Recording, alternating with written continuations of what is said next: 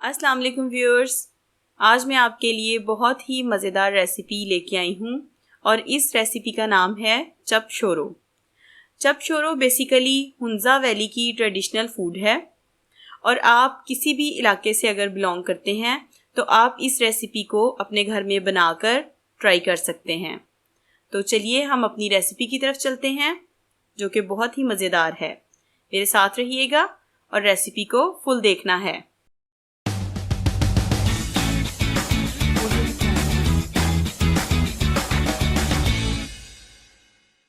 चप शोरो बनाने के लिए सबसे पहले हम आटा ले लेंगे। आटा लेकर मैंने 2 प्याली आटा लिया है और इसके अंदर 1 चम्मच नमक ऐड कर दी है और अब हम इसको अच्छे से गूंद लेंगे। जिस तरह से हम आम रोटी बनाने के लिए आटा गूंदते हैं बिल्कुल इसी तरह से इसको हमने गूंद लेना है। आटा हमारा गूंद चुका है। अब एक पैन ले लेंगे और उस पैन के अंदर हम इसकी फिलिंग तैयार करेंगे।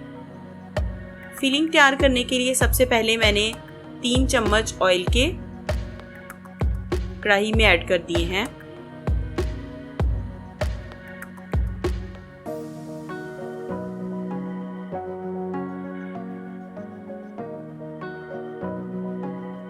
ऑयल हमारा गर्म हो चुका है।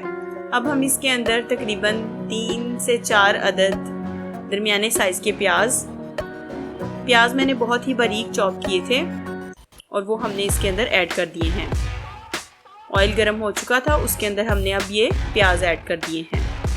प्याज को हमने अच्छे से फ्राई कर लेना है। प्याज का कलर हमने चेंज नहीं करना।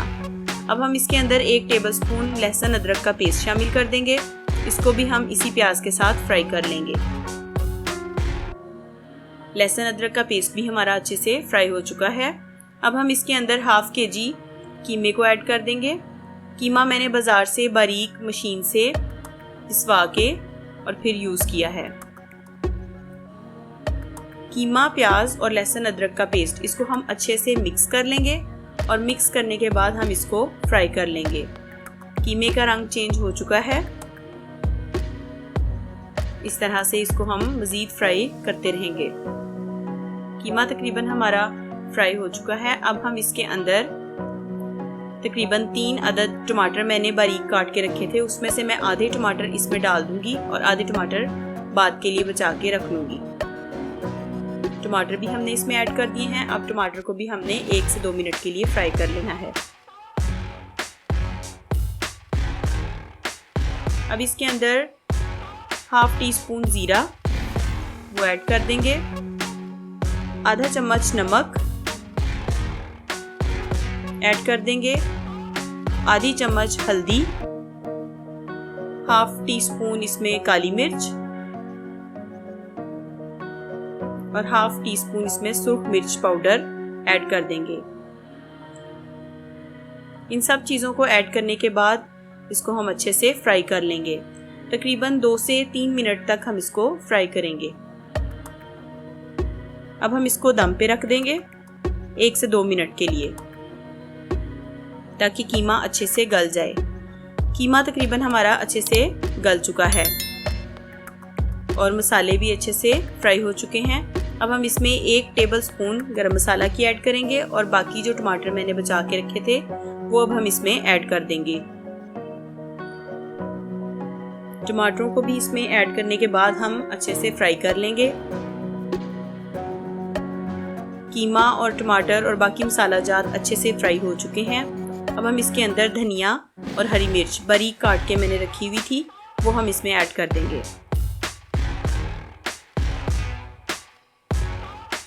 सब चीज़ें ऐड करने के बाद इसको 1 से 2 मिनट के लिए दम पे रख देंगे। कीमा हमारा अच्छे से तैयार हो चुका है या हम ये कह सकते हैं कि हमारी फिलिंग अच्छे से रेडी हो चुकी है। अब इस फिलिंग को हम सेपरेट एक प्लेट में निकाल लेंगे। पानी भी बिल्कुल अच्छे से ड्राई हो चुका था और फ्राई भी हो चुका है कीमा। तो अब हम अपने नेक्स्ट स्टेप की तरफ चलते हैं। इसमें हम ये करेंगे कि इसमें हमने जो आटा गूंदा था उसके हमने इस तरह से बॉल्स बना के रख लेने हैं या पेड़े बनाकर रख लेने हैं। अब एक पेड़ा हमने उठाना है और उसको रोटी की तरह अच्छे से बेल लेना है। जिस तरह हम रोटी को आप पकाने के लिए तैयार करते हैं पहले, उसी तरह से इसको हमने रोलिंग पिन की मदद से अच्छे से बेल लेना है। इसको हमने पतला कर लेना है जितना आप कर सकते हैं, लेकिन बिल्कुल बारीक परत नहीं इसकी बनानी, बस हमने नॉर्मल सा जैसे हम रोटी बेलते हैं बिल्कुल उसी तरह से इसको हमने गोल कर लेना है। और एक और पेड़ा लेके उसको भी हमने इसी तरह से गोल कर लेना है। अब हमने अपनी जो फिलिंग तैयार की थी वो फिलिंग हम इसके अंदर इस तरह से अप्लाई कर देंगे। फिलिंग को हमने सेंटर में सारी अच्छी तरह से इसको लगा देना है।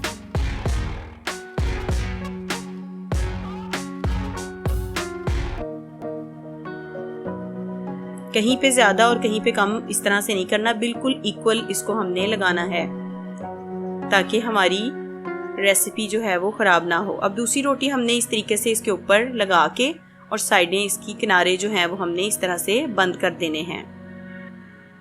एक रोटी हमने नीचे रखी थी, उसके अंदर हमने फिलिंग लगाई और दूसरी रोटी हमने इसके ऊपर रख के इसके किनारे अच्छे से हमने बंद कर दिए। अब इस तरीके से इसको हमने फोल्ड करते जाना है, बिल्कुल जिस तरह से मैंने किया है इस तरह से आपने इसको फोल्ड करते जाना है।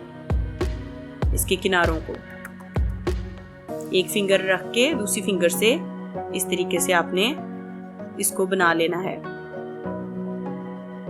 तो अब हमने कांटे की मदद से सारे रोटी में अच्छे से सुराख कर देने हैं और ऊपर से हमने इसके कलौंजी और तिल गार्निशिंग के लिए यूज किए हैं।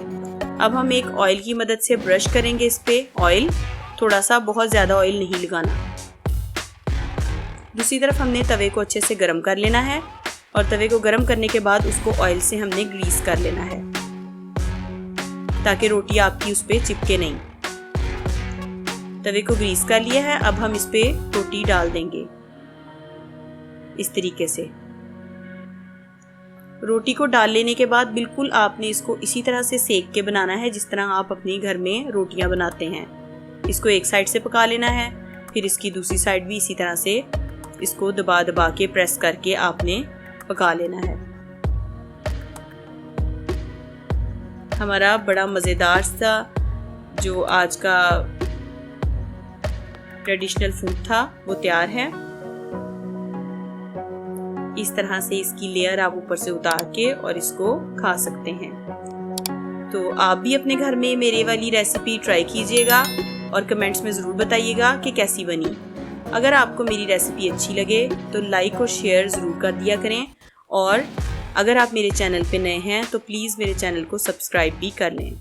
अगली वीडियो तक के लिए अपना ख्याल रखें। अल्लाह हाफिज़।